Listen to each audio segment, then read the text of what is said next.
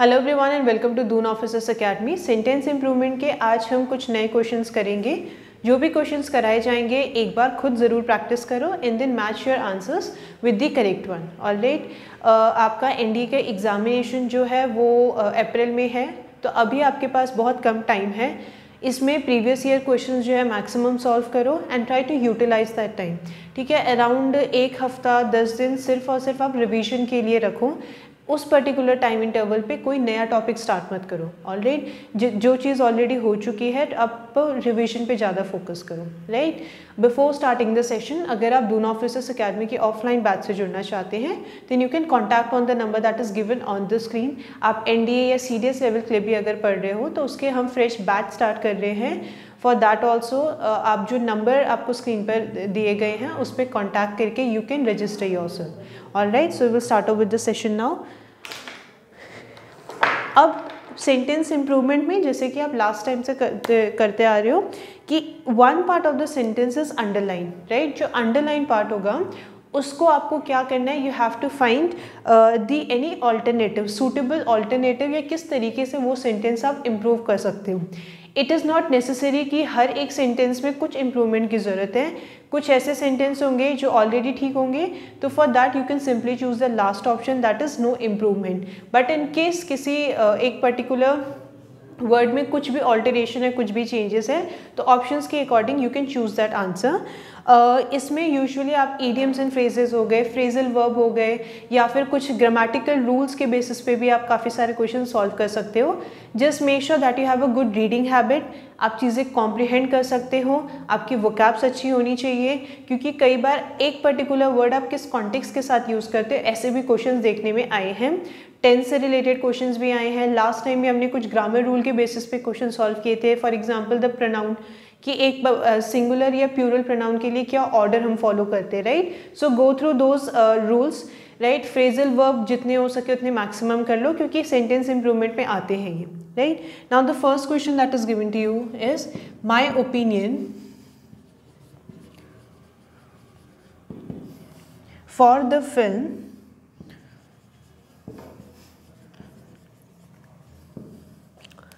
is that it will bag the national award. Is that it will bag the national award. All right, options हैं आपके opinion 2,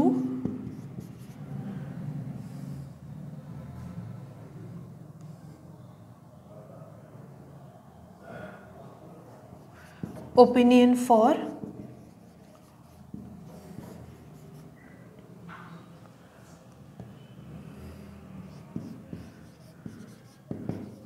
opinion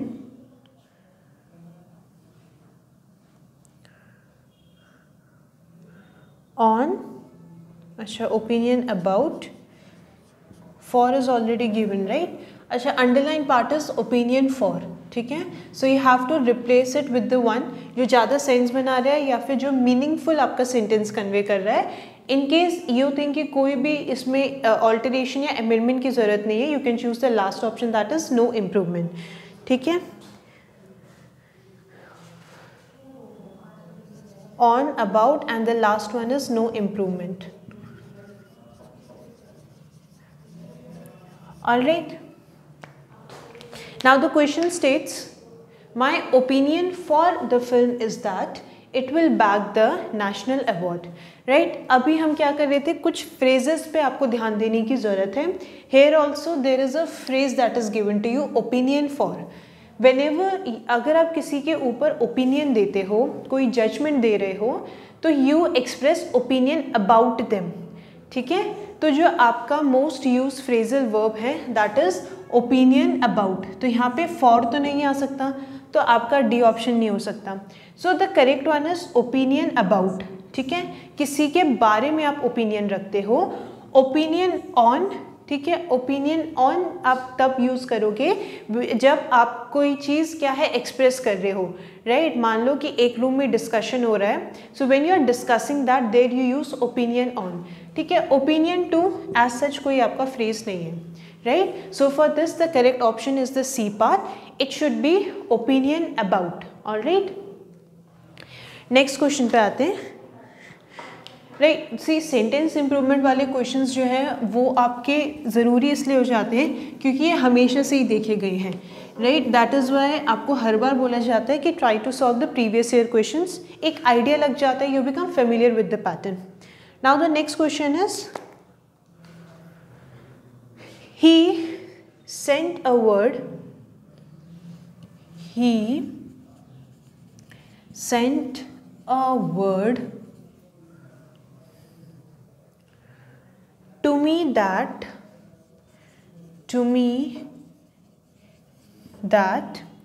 he would be coming late.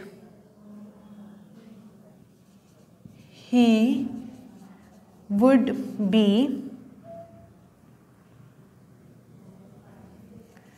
coming late.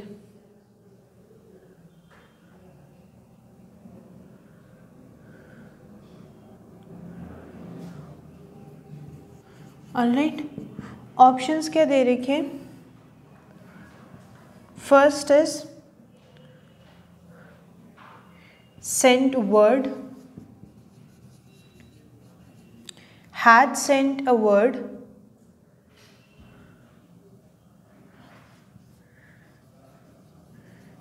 had sent a word, sent words, or else it requires no improvement.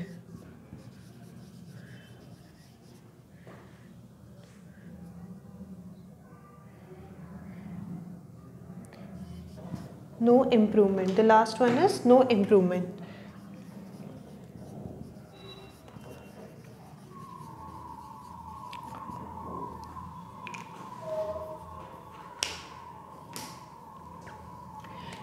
अच्छा, underline part है आपका Saint a word.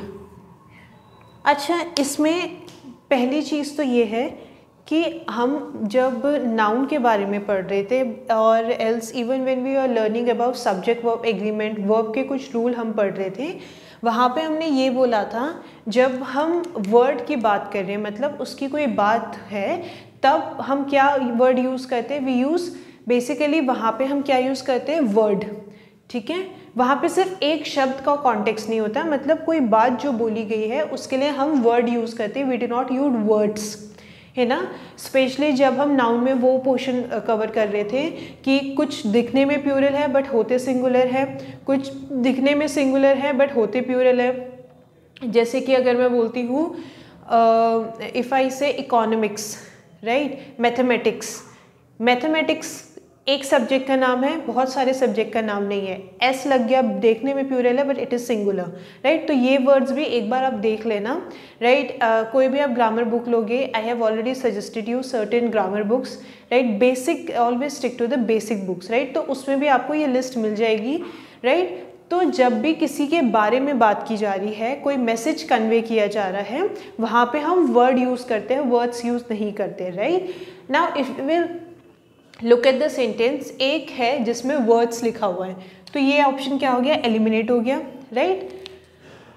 He sent a word to me that he would be coming late. Again यहाँ पे क्या है? एक principal clause है, right, और एक आपका सबऑर्डिनेट क्लॉज है। प्रिंसिपल क्लॉज मतलब जहाँ पे आपका मेन सेंटेंस है, राइट। उसने क्या किया? सेंड अ वर्ड, यहाँ पे क्या मीनिंग कन्वे कर रहा है कि उसने एक मैसेज दिया हमें, right. So here the word send a word means conveyed a message, ठीक है, कि वो क्या है? He would be coming late, future, simple past and then it is future, ठीक है। तो यहाँ पे क्योंकि वर्ड है, मतलब कोई मैसेज कन्वे किया, so we don't send a word, ठीक है। सेंड वर्ड टू समवन का मतलब है when you convey a message, ठीक है। तो यहाँ पे अ की रिक्वायरमेंट नहीं थी, right. So for this the correct option is the A part, right. Specially जो आपके इस टाइप के वर्ड है ना जिसमें कंडीशनल सेंटेंस होता है, राइट, या फिर आपके क्या है जहाँ पे एक प्रिंसिपल क्लॉज होगा। टेंसेस में हम ऑलरेडी ये चीज़ पढ़ चुके हैं कि एक पार्ट कब आपका सिंपल प्रेजेंट में होता है, सेकेंड पार्ट आपका सिंपल फ्यूचर में होता है। So go through those videos as well. और आपकी एक रिवीजन जो है, आपका क्विक रिवीजन वाला भी है टेंस का, जो अगर आपको रिवाइज करना है, so go through those videos. Last minute पे ये सारी चीज़ें आपके लिए बहुत इंपॉर्टेंट हो जाती है, right. So the correct answer is the sent word. Had sent की कोई ज़रूरत नहीं थी, क्यों? क्योंकि आपका जो ये part of this part of the sentence should be in what, simple past, ठीक है। सो इसका आंसर क्या होना चाहिए? A part, send word. Alright, next question पे आते हैं।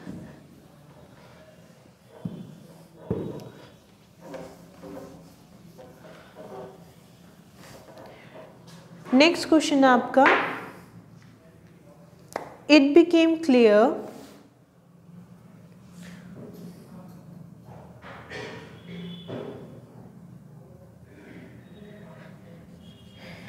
it became clear that the strangers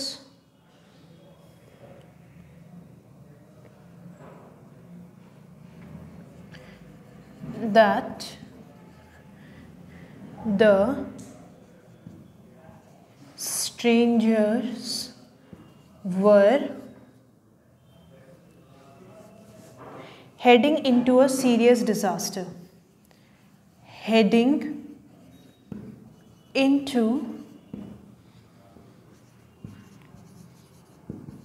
a serious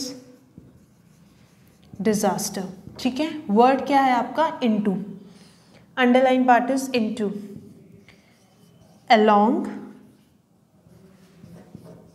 towards,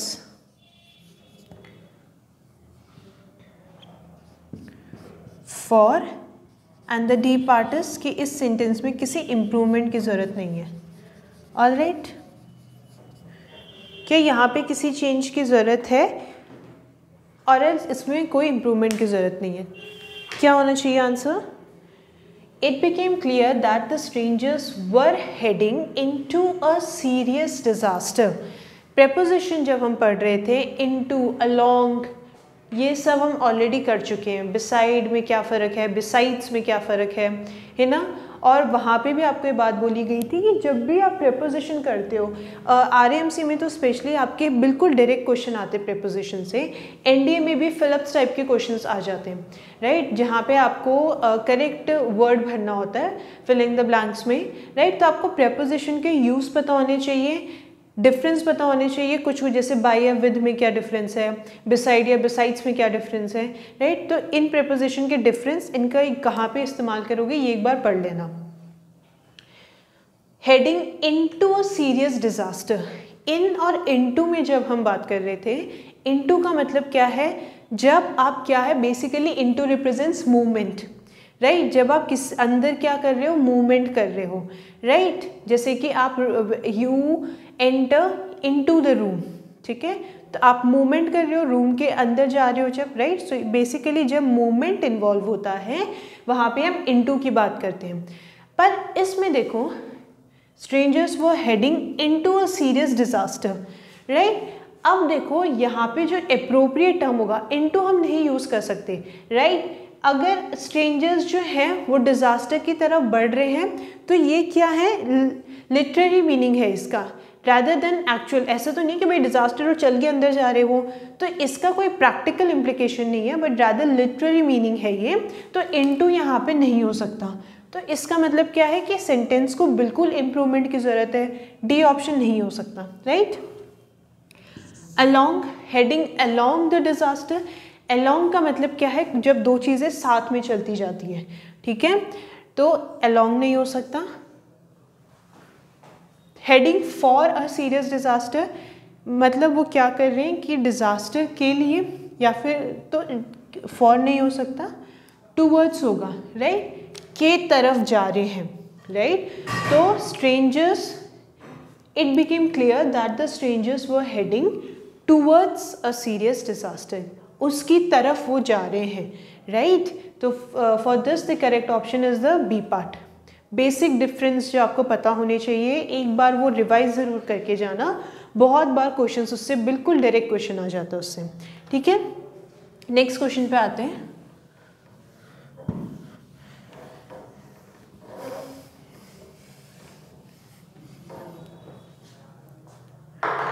Now the next question is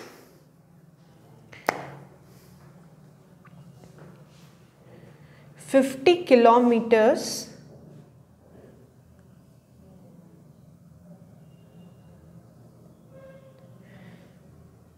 question is 50 kilometers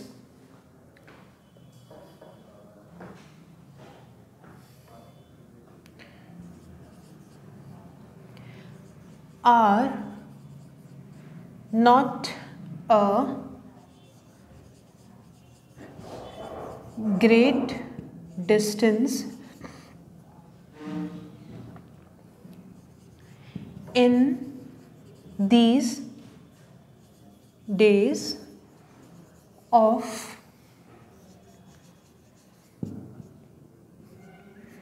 fast moving vehicles। Underline part है are not a great distance. First is not a great distance,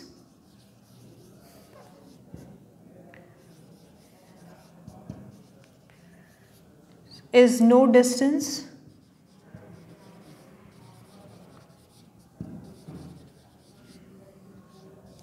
aren't a great distance,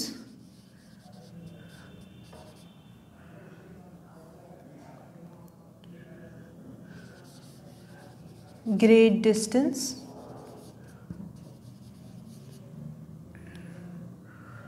और else it, अगर इसमें किसी भी improvement की ज़रूरत नहीं है then you can choose the option no improvement, no improvement।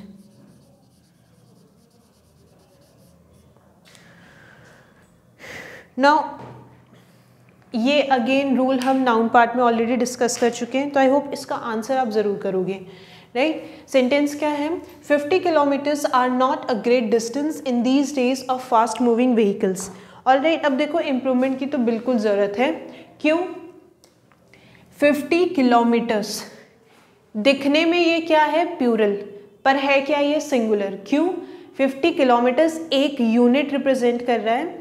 हमने वहाँ पे नाउन में एक रूल पढ़ा था, कुछ दिखने में प्लूरल है बट जब वो एज ए यूनिट फंक्शन करते हैं तो उनके साथ जो हम वर्ब यूज़ करते हैं वो सिंगुलर होता है। जैसे कि हमने एक आई गेस जज वाला एग्जांपल दिया होगा मैंने, कि जब हम जज या फिर कमिटी के बारे में बात कर रहे हैं, जज के एसोसिएशन की बात कर रहे हैं हम, तब हम उसके साथ क्या यूज़ करेंगे? इज़। पुलिस जैसे अगर हम कर रहे हैं, व्हेन पुलिस जब पूरा वो इंस्टीट्यूशन रिप्रेजेंट कर रही है, एक पूरी ऑर्गेनाइजेशन रिप्रेजेंट कर रही है, वहाँ पे हम हैज़ लगाते थे। राइट, जब प्लूरल कोई एक नाउन है पर वो रिप्रेजेंट क्या कर रहा है? एक यूनिट रिप्रेजेंट कर रहा है, उसके साथ हम सिंगुलर वर्ब यूज़ करते हैं। इतनी चीज़ क्लियर है? नाउ 50 किलोमीटर्स दो इट इज़ प्लूरल, पर ये फंक्शन कैसे कर रहा है? एज अ वन यूनिट, तो इसको हम सिंगुलर ट्रीट करेंगे। सिंगुलर नाउन के साथ हम कौन सा वर्ब यूज़ करते हैं? वर्ब क्या करते हैं हम? सिंगुलर। तभी तो सब्जेक्ट वर्ब एग्रीमेंट बोलते हैं हम, है ना? सब्जेक्ट अगर सिंगुलर है, वर्ब भी सिंगुलर है। Right, so for this error कहाँ पे आपका? देखो, नो इम्प्रूवमेंट तो नहीं हो सकता, बिल्कुल गलती है। राइट, अच्छा एक और चीज़, आर नॉट और आरंट में कोई फ़र्क नहीं है। बेसिकली आर नॉट का ही कॉन्ट्रैक्शन जब हम करेंगे तो उसको हम आरंट लिखते हैं। ठीक है, राइट, तो आरंट वाला नहीं होगा। Is not a great distance, is no distance. जब भी सेंटेंस इम्प्रूवमेंट की बात करते हैं हम सेंटेंस चेंज नहीं करते हैं, मतलब चेंज नहीं करते। ठीक है, तो is not a great distance should be your answer. तो इसका ऑप्शन क्या होना चाहिए? That should be the A part, is not a great distance. Alright, तो आज कुछ नए क्वेश्चंस किए सेंटेंस इम्प्रूवमेंट के। जो भी क्वेश्चंस कराए जाते हैं प्रैक्टिस ज़रूर करो उनकी। राइट, आपके अराउंड 15-20 डेज़ में एनडीए एग्जामिनेशन है, तो अपनी जो प्रिपरेशन है उसको जो जितना टाइम बचा है उसको यूटिलाइज करो, right. So this was all for today, thank you and have a good day to you all.